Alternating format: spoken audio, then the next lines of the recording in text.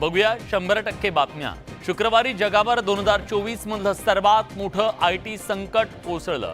Microsoft कॉर्पोरेशनच्या cloud सेवेत मोठी तांत्रिक समस्या निर्माण झाली, त्यामुळे जगभरात हवाई वाहतूक, बँक यासह विविध सेवांवर त्याचा मोठा परिणाम झाला।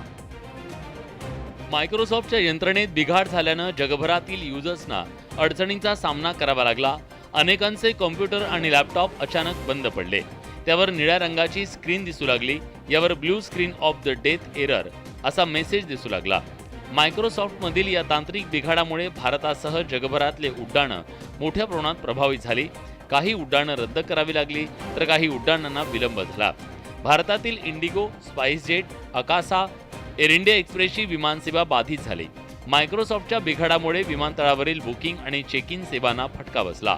अमेरिकेतही विमानसेवा मोठ्या प्रमाणात प्रभावित झाली। ब्लू डेथ स्क्रीन नजर आ रही है और इसका सीधा तात्पर्य ये हुआ है कि कंप्यूटर ऑपरेशंस ठप हो गए हैं। के गलत कॉन्फ़िगरेशन से उनके अपने सॉफ्टवेयर को अपडेट नहीं करने से ये एक बड़ा संकट पूरे दुनिया में आया हुआ है। जगभरातील स्टॉक एक्सचेंज आणि ऑनलाईन सेवा सुद्धा मायक्रोसॉफ्ट मधल्या या बिघाडामुळे ठप्प झाली। मायक्रोसॉफ्ट मध्ये सगळ्यात मोठा तांत्रिक बिघाड निर्माण झाला। मायक्रोसॉफ्टच्या अजुरे क्लाउड आणि मायक्रोसॉफ्ट 365 सेवांमध्ये समस्या आल्या, त्यामुळे जगभरातील अनेक सेवांवरती त्याचा थेट परिणाम झाला। मायक्रोसॉफ्टच्या बिघाडाचा सर्वाधिक फटका जगभरातली विमानसेवा, रुग्णसेवा, स्टॉक एक्सचेंज आणि मीडिया हाऊसला बसला। अमेरिका, ब्रिटन, सिंगापूर, फ्रान्स, ऑस्ट्रेलियामध्ये सर्वाधिक परिणाम जाणवला। अमेरिकेत अनेक उड्डाणं रद्द झाली। सिंगापूर, स्पेन एअरपोर्टवर चेक इन बंद झालं। सर्वाधिक वर्दळीच्या एम्स्टरडॅम विमानतळावर सेवा ठप्प झाली। जपानच्या टोकियो, नरिता विमानतळावर त्याचा परिणाम झाला। भारतात इंडिगो, स्पाइसजेट, आकासाची विमानसेवा बाधित झाली। अमेरिकेत 911 नंबरची तातडीची फोन सेवा बंद झाली। ब्रिटन, जर्मनीत रुग्णालय सेवेवर परिणाम झाला। स्काय न्यूज चॅनलचं प्रसारण काही काळ ठप्प होतं। ब्रिटनमध्ये रेल्वे सेवेवर परिणाम झाला। बर्लिन, सिडनीमध्ये संगणकीय सेवेवर मोठा परिणाम झाला। ऑस्ट्रेलियात पेमेंट सेवेवर परिणाम झाला। 74% युजर्स मायक्रोसॉफ्ट स्टोअरमध्ये लॉग इन करण्यास असमर्थ होते। वादग्रस्त ट्रेनी IAS पूजा खेडकर यांचा पाय आणखी खोलात गेलाय।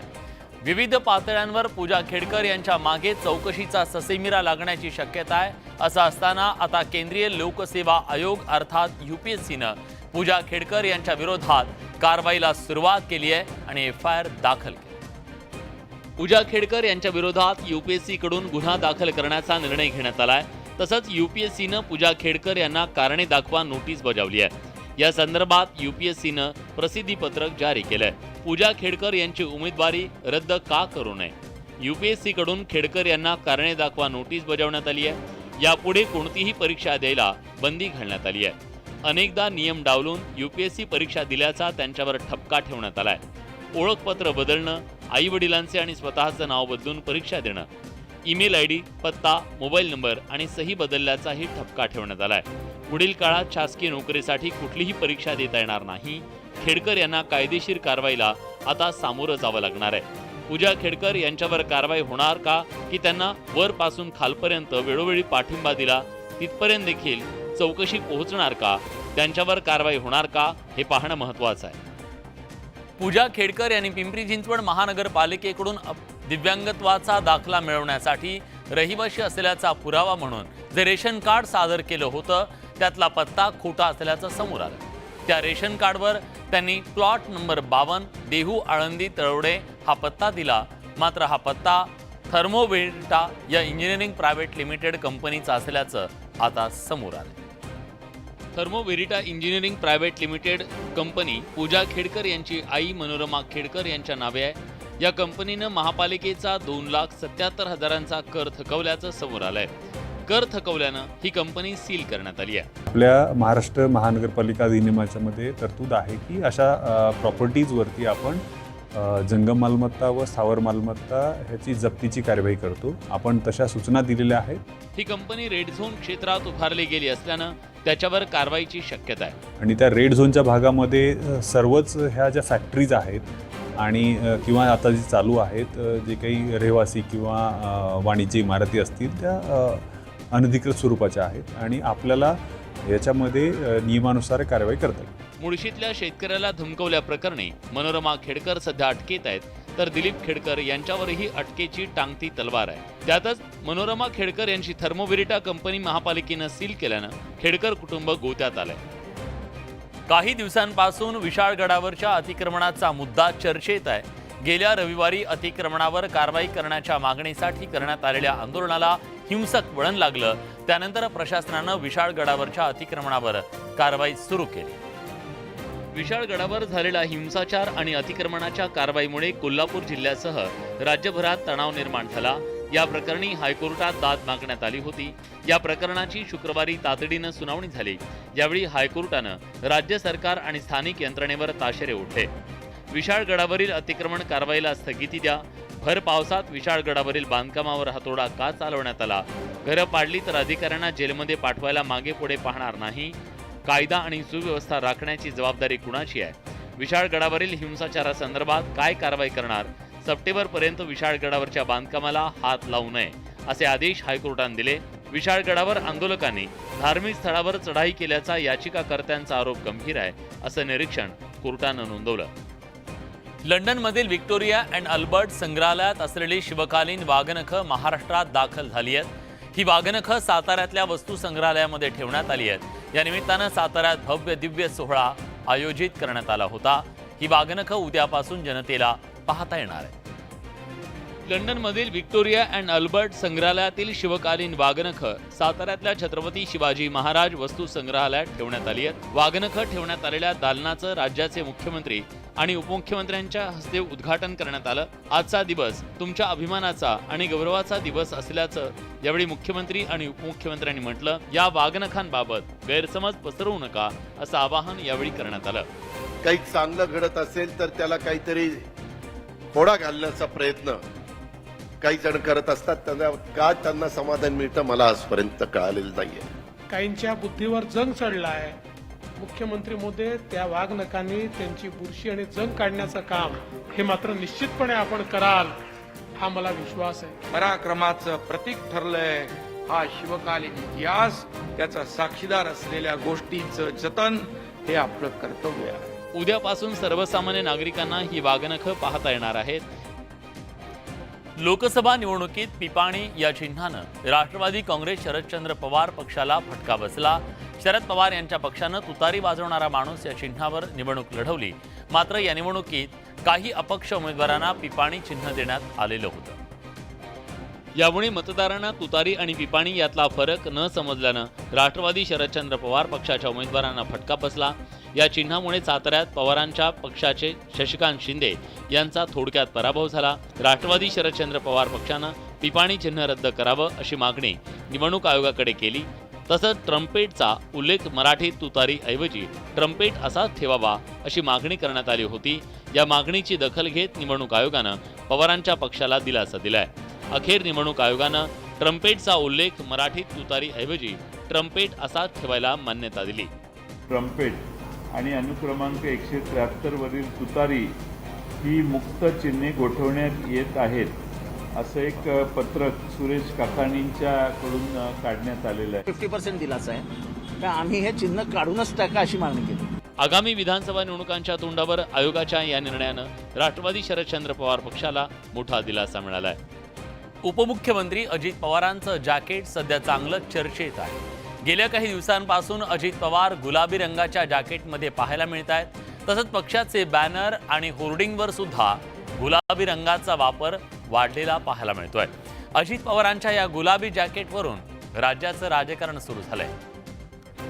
अजित पवारांनी बारामतीत नुकताच जनसन्मान मेळावा घेत जोरदार शक्ती प्रदर्शन केलं. या मेळाव्याच्या निमित्तानं अजित पवारांच्या राष्ट्रवादीनं शहरात मोठ्या प्रमाणात बॅनरबाजी केली. तसंच मेळाव्याच्या ठिकाणी होर्डिंग लावण्यात आलं. पण त्या होर्डिंग आणि बॅनरचं वैशिष्ट्य म्हणजे त्यावर गुलाबी रंगाचा वापर करण्यात आला होता. एवढंच काय, त्या मेळाव्यात उपमुख्यमंत्री अजित पवारही गुलाबी जॅकेटमध्ये दिसले. खरं तर अलीकडच्या काळात अजित पवार गुलाबी जॅकेटमध्ये सातत्यानं पाहायला मिळत आहेत. खासदार अमोल कोल्हेंनी अजित पवारांच्या गुलाबी जॅकेटवरून हा खोचक टोला लगावला. अंगावरच्या गुलाबी रंगापेक्षा महाराष्ट्राच्या जनतेला गुलाबी स्वप्न दाखवण्यापेक्षा महाराष्ट्राच्या भविष्यामधला काळा रंग जो आहे तो हटवण्याकडे आम्हाला जास्त प्राधान्य द्यावंसं वाटतं. आगामी विधानसभा निवडणूक प्रचारात अजित पवारांच्या पक्षाचं बॅनर, होर्डिंग आणि जाहिरातीवर गुलाबी रंग दिसणार आहे. आता गुलाबी रंग विधानसभा निवडणुकीत अजित पवारांच्या पक्षाला यश मिळवून देणार का, हे निकालानंतर स्पष्ट होईल. लोकसभा निवडणुकीत भाजपला अवघ्या 9 जागांवर समाधान मानावं लागलं. लोकसभेच्या निकालावर भाजपच्या कोर कमिटीच्या बैठकीत मंथन झालं. यावेळी भाजपच्या काही नेत्यांनी शिवसेना आणि राष्ट्रवादीच्या नेत्यांबाबत नाराजीचा सूर आळवला. भाजपच्या कोर कमिटीच्या बैठकीत भाजपच्या नेत्यांनी पक्षाच्या प्रभारींसमोर महायुतीतल्या मित्रपक्ष असलेल्या शिवसेना आणि राष्ट्रवादीनं लोकसभा निवडणुकीच्या वेळी कुठे मदत केली नाही याचा पाढा वाजला. राष्ट्रवादीच्या काही नेत्यांनी अपेक्षित मदत केली नाही. राष्ट्रवादीचे काही नेते आणि आमदारांची मवियाला मदत झाल्याचं समोर आलं. राष्ट्रवादीचे काही नेते आणि आमदारांनी मवियाला मदत केल्याचा आरोप करण्यात आला. दिंडोरी, माढा, पुणे, सातारा, सांगली, सोलापूर, बुलढाणा यातली उदाहरणं देण्यात आली. शिंदेंच्या शिवसेनेचे काही नेते भाजपच्या सोबत नव्हते. जालना आणि पालघरमधील काही घटनांचा उल्लेख करण्यात आला. लोकसभेला शिंदेंच्या शिवसेनेला 15 जागा देण्याची गरज नव्हती. शिवसेनेला 15 जागा दिल्यानं विधानसभेत अडचण होण्याची शक्यता असल्याचं मत भाजपच्या नेत्यांनी मांडल्याची माहिती सूत्रांनी दिली. लोकसभेत शेवटपर्यंत चाललेल्या जागा वाटपाच्या घोळाचा फटका बसल्याचं मत काही भाजप नेत्यांनी व्यक्त केलं. विधानसभेला जागा वाटपाचा घोळ लवकरात लवकर सोडवण्याची मागणी भाजपच्या नेत्यांनी केली आहे. भाजपच्या कोर कमिटीच्या बैठकीत भाजपच्या नेत्यांनी पक्षाच्या प्रभारींच्या समोर महायुतीतल्या मित्रपक्ष असलेल्या शिवसेना आणि राष्ट्रवादीनं लोकसभा निवडणुकीत वेळोवेळी कुठे मदत केली नाही याचा पाढा वाचला. विरोधकांनी यावरून महायुतीला आता टोले लगावले. लोकसभा निवडणुकीत काही ठिकाणी शिवसेना आणि राष्ट्रवादीच्या नेत्यांनी मदत केली नाही हा सूर भाजपच्या काही नेत्यांनी भाजपच्या कोर कमिटीच्या बैठकीत लावला. विरोधकांनी यावरून महायुतीला घेरण्याची संधी सोडली नाही. मित्र पक्षांचं खच्चीकरण करणं भाजपची नीती असल्याची टीका सुप्रिया सुळेंनी केली. अप्रत्यक्षपणे त्यांच्यावर टीका कशी होईल असं बघणे, त्याबरोबर त्यांच्याबरोबर गेलेल्या मित्र पक्षांचं मॉरल डाऊन करणे, असं सातत्याने होताना त्यांच्यात दिसतंय. शेवटी तो त्यांच्या आघाडीचा अंतर्गत प्रश्न. ज्या बाबी घडल्या नाही त्या दाखवणे हे काही राज्याच्या दृष्टीने, पक्षाच्या दृष्टीने आमचं योग्य नाही आहे. लोकसभा निवडणुकीच्या निकालानंतर कधी ऑर्गनायझर तर कधी विवेकमधल्या लेखातून अजित पवारांच्या राष्ट्रवादीला टार्गेट केलं जात आहे. त्यामुळे यामागे नेमकं राजकीय गणित काय याची चर्चा आता सुरू झाली आहे. जागरण, गोंधळ, बोकड आणि वाढप्या हे सगळं ऐकून थोडासा तुमचा गोंधळ झाला असेल, पण याचा संदर्भ आहे बारामती विधानसभा मतदारसंघातल्या राजकारणाशी. अजित पवारांच्या बंडानंतर शरद पवारांच्या पक्षाकडून बारामती विधानसभेची जागा कोण लढवणार याची आत्तापासून चर्चा सुरू झाली आहे. लोकसभा निवडणुकीनंतर आता राजकारण्यांना विधानसभा निवडणुकीचे वेध लागलेत. बारामती मतदारसंघात शरद पवारांच्या पक्षाकडून कुणाला उमेदवारी दिली जाणार याविषयी आतापासून राजकीय वर्तुळात चर्चा रंगू लागली. अजित पवारांची बारामती विधानसभा मतदारसंघावर मजबूत पकड आहे. मात्र शरद पवारांच्या पक्षाचे नेते उत्तम जानकरांनी यावरून टोलेबाजी केली आहे. जागरण साहेबांचं, बोकडे साहेबांची वाढप्या कोणाला तर ठेवलं म्हणजे तो काय मालक जागरणाचा होत नाही. तसं साहेब जे उमेदवार देतील, माळशिरसलाही देतील तोच निवडून येईल आणि इथेही देतील तोच निवडून येईल. बारामतीत पुन्हा एकदा पवार विरुद्ध पवार सामना रंगण्याची शक्यता वर्तवली जाते. योगेंद्र दादांना देऊ किंवा साहेब अजून कोणी त्यांच्या कुटुंबातला देऊ किंवा कार्यकर्त्याला देऊ, तेच निवडून येतील ही परंपरा आहे. आणि साहेब सांगतील तो शब्द या बारामतीमध्ये मानला जातो. बारामती विधानसभेच्या जागरणात कोण मालक आणि कोण वाढपी हे निकालानंतर स्पष्ट होईल. पण त्यापूर्वी हा राजकीय गोंधळ सुरू झाल्याचं पाहायला मिळत आहे. विधानसभा निवडणुकीच्या साठी आता राज्यातील सर्व पक्षांनी मोर्चे बांधणी सुरू केली आहे. काँग्रेसनं या निवडणुकीच्या साठी कंबर कसायला सुरुवात केली आहे. विधानसभा निवडणुकीच्या पूर्वतयारीसाठी काँग्रेसची मुंबईत महत्त्वाची बैठक पार पडली. विधान परिषद निवडणुकीत काँग्रेस आमदारांच्या काही मतांची फाटाफूट झाली. याची गंभीर दखल पक्षाच्या श्रेष्ठींनी घेतली. हमारे पास पूरा जानकारी दे, हम एक्शन कर दिया. भविष्य में आप देखेंगे क्या एक्शन है, क्या एक्शन कर दिया. हम एक्शन कर दिया. मवियातल्या जागा वाटपाची चर्चा लवकरच सुरू होईल असं काँग्रेस नेत्यांनी सांगितलं. या बोलून महाविकास आघाडीची तातडीनं मीटिंग लावता येतं का आणि सगळ्या जागाबद्दलच्या चर्चा वगैरे याबद्दलचं. राहुल गांधींच्या उपस्थितीत मुंबईत 20 ऑगस्टला काँग्रेसचा विधानसभा निवडणुकीसाठीचा प्रचाराचा नारळ फुटणार असल्याची माहिती नाना पटोलेंनी दिली. झारखंडमधील गुमला इथं एका संवाद कार्यक्रमात राष्ट्रीय स्वयंसेवक संघाचे सरसंघचालक डॉक्टर मोहन भागवत यांनी मार्गदर्शन केलं. यावेळी सरसंघचालकांनी मानवाच्या महत्वाकांक्षेबाबत भाष्य केलं. यावरून आता राजकारण तापलंय. काही लोक आधी सुपरमॅन, त्यानंतर पूजनीय आणि मग देव बनू पाहतायत असं वक्तव्य भागवत यांनी केलं. भागवत यांच्या याच विधानाचा धागा पकडत विरोधकांनी पंतप्रधान मोदींवर खोचक टीका केली आहे. मनुष्य अलौकिक बनना चाहता है, सुपरमैन बनना चाहता है, अति मानव बनना चाहता है, लेकिन वहाँ रुकता नहीं. उसको लगता है कि देव बनना चाहिए. सुपरमैन कौन है, विष्णु के अवतार कौन है, किस तरह से कहा गया, क्या नॉन बायोलॉजिकल व्यक्ति कौन है, ये पूरा देश जानता है. सर्वसामान्य व्यक्तीत सुपरमॅन असल्याचा टोला राऊतांनी मोदींना लगावला. इस देश में कॉमन मैन ही सुपरमैन है और ये कॉमन मैन ने अपने आप को भगवान समझने वाले लोगों को बहुमत से दूर रखा. सरसंघचालक मोहन भागवत यांच्या विधानामुळे पंतप्रधान मोदींना घेरण्याची आयती संधी विरोधकांच्या हाती लागली आहे. मुंबईत जिल्हा नियोजन समितीची बैठक पार पडली. मुंबईतल्या सगळ्या आमदार प्रभागांच्या विकास कामांची माहिती घेऊन या बैठकीला पोहोचले. मात्र या बैठकीत निधीवरून खडाजंगी झाल्याचं पाहायला मिळालं. याच बैठकीला शिंदेंच्या शिवसेनेचे आमदार दिलीप लांडे उपस्थित होते.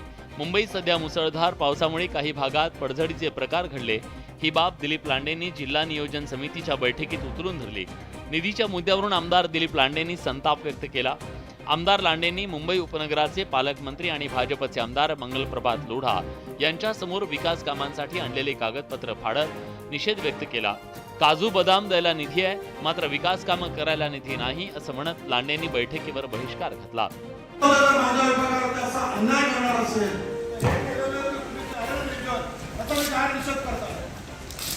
सरळ स्पष्टपणे सांगितलं की ह्या प्रशासनामुळे माझे कामं हे अडलेले आहे, म्हणून त्यांनी निषेध केलेला आहे. सत्ताधारी शिवसेनेच्या आमदारांनीच निधी वाटपावरून संताप व्यक्त केल्यानं राजकीय वर्तुळात उलटसुलट चर्चा रंगली आहे. गडचिरोली जिल्ह्यातील ग्रामीण भागात दळणवळणाची साधनं नाहीत. इथल्या ग्रामस्थांना उपचारासाठी सुद्धा पायपीट करावी लागते. अशा अनेक घटना वारंवार समोर येतात. मात्र आता गडचिरोलीतून एक अतिशय धक्कादायक प्रकार समोर आला. गडचिरोलीत सध्या मुसळधार पाऊस सुरू आहे. जोरदार पावसामुळे रस्ता वाहून गेल्यानं एका गरोदर महिलेला चक्क JCB मध्ये बसून रस्ता पार करावा लागला. भामरागड तालुक्यातल्या कुडकेलीत झुरी संदीप माडावी या गरोदर महिलेला अचानक प्रसूतीच्या कळा सुरू झाल्या. मात्र रुग्णालयात जाताना वाटेत रस्ता वाहून गेल्यानं गरोदर महिलेला रस्ता पार करण्यासाठी मोठे कष्ट घ्यावे लागले. रस्त्यावर उभ्या असलेल्या JCBच्या खोऱ्यात बसून गरोदर महिलेला रस्ता पार करावा लागला. गेल्या 2 दिवसात झालेल्या मुसळधार पावसानं पर्यायी मार्ग वाहून गेला आणि याचा फटका गरोदर महिलेला बसला. 2 वर्षात झालेल्या कामांची चौकशी करावी लागेल. आमचं सरकार आल्यावर क्वालिटी टेस्टिंग प्रत्येक महाराष्ट्रातल्या रस्त्यांचं आम्हाला करावं लागेल. दुर्गम आणि अतिदुर्गम भागात सुविधांअभावी ग्रामस्थांच्या नशिबी परवड कायम असल्याचं पुन्हा एकदा समोर आलंय. रत्नागिरी आणि सिंधुदुर्ग जिल्ह्यात पावसाची संततधार कायम आहे. या पावसामुळे नद्यांच्या पाणी पातळीत मोठी वाढ झाली आहे. गेल्या 20 तारखेपर्यंत मुसळधार पावसाचा अंदाज वेधशाळेनं वर्तवला. कोकणातील सिंधुदुर्ग आणि रत्नागिरी जिल्ह्यात पावसाच्या जोरदार सरी कोसळत आहेत. रत्नागिरीच्या दापोली मंडणगड तालुक्याला पावसानं झोडपून काढलंय. सिंधुदुर्ग जिल्ह्यातही पावसाचा जोर कायम आहे. सिंधुदुर्गच्या तेरेखोल नदीच्या पाणी पातळीत वाढ झाली आहे. त्यामुळे नदीकाठच्या भागांना पाण्याचा वेढा पडलाय. तेरेखोल नदी धोका पातळीवर वाहत असल्यानं बांदा आळवाडी परिसर आणि बांदा मच्छी मार्केटमध्ये पुराचं पाणी शिरलं. कणकवली तालुक्यातील गड नदी आशिया खालशीवाडी इथं नदीच्या बंधाऱ्यावरून पाणी वाहत असल्यानं 34 घरांमध्ये नदीचं पुराचं पाणी शिरलं. तेरेखोल नदीने धोक्याची पातळी देखील ओलांडलेली आहे. त्यामुळे नदीकाठच्या गावांना आता सतर्कतेचे इशारे दिलेलेच होते. मात्र आता स्थलांतर देखील करण्यात येणार आहे अशी माहिती जी आहे ती प्राथमिक माहिती प्रशासकीय अधिकाऱ्यांकडून मिळते. कोकणात कोसळत असलेल्या मुसळधार पावसानं कोकण रेल्वेचा वेग मंदावला. कोकण रेल्वे मार्गावरच्या अनेक गाड्या 2 ते 3 तासांनी उशिरा धावतायत. राज्यभरात मुसळधार पावसानं हजेरी लावली. विदर्भातील अनेक जिल्ह्यांमध्ये जोरदार पाऊस सुरू आहे. नागपूर वर्ध्यात रात्रीपासून मुसळधार पाऊस कोसळतो। या पावसामुळे नागपूर जिल्ह्यात उमरेड तालुक्यातल्या नांद नदीला पूर आला। त्यामुळे वर्धा आणि नागपूर जिल्ह्याच्या सीमेवरील गावं प्रभावित झाली। नांद नदीवरील छोटा पूल पाण्याखाली गेल्यानं काही गावांचा संपर्क तुटला। या पावसामुळे नागपुरातील कॉर्पोरेशन कॉलनीत नाग नदीच्या जवळची तात्पुरती संरक्षक भिंत कोसळल्याची घटना घडली। जमीन खचल्यानं भिंत कोसळल्याची माहिती आहे। संरक्षक भिंत तकलादू असल्याचा नागरिकांचा आरोप आहे। नागरिकांच्या तक्रारीनंतर मनपाच्या अधिकाऱ्यांनी पाहणी केली। तिकडे वर्धा जिल्ह्यात मुसळधार पावसानं हजेरी लावली। रात्रीपासून सुरू असलेल्या मुसळधार पावसानं नाल्यांना पूर आला।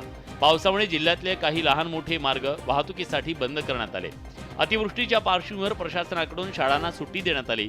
जिल्ह्यात काही भागांना अतिमुसळधार तर काही भागात मुसळधार पावसाचा इशारा देण्यात आला। तर या होत्या दिवसभरातल्या सगळ्या महत्त्वाच्या बातम्या, 100% बातम्या। बुलेटिनमध्ये आपण इथे थांबतोय। ताज्या घडामोडींसाठी बघत रहा न्यूज 18 लोक।